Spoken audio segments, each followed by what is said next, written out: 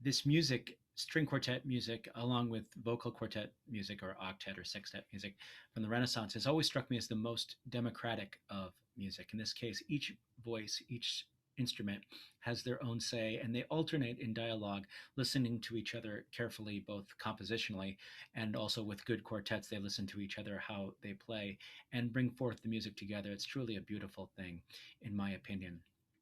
We believe that when these pieces were first played for Haydn, that Mozart played second violin and his father played first violin.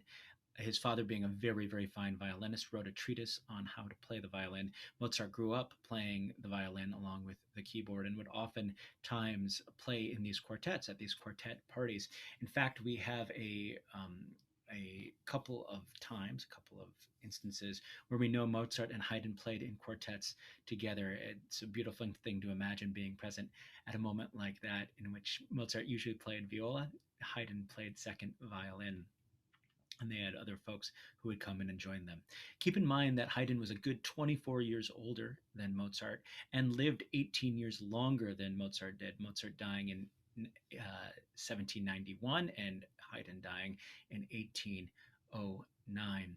I want to play you just a tiny bit to show you, even though Haydn was 24 years older than Mozart, that Haydn did indeed learn from Mozart.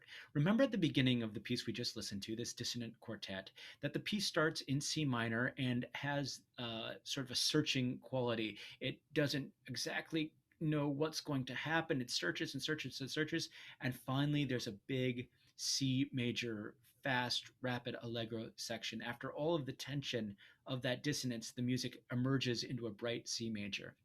Listen to the beginning of this piece written by Haydn about maybe 16, 17 years after he heard Mozart's string quartets. Tell me if you don't hear a little bit of this, that dissonant quartet in this music.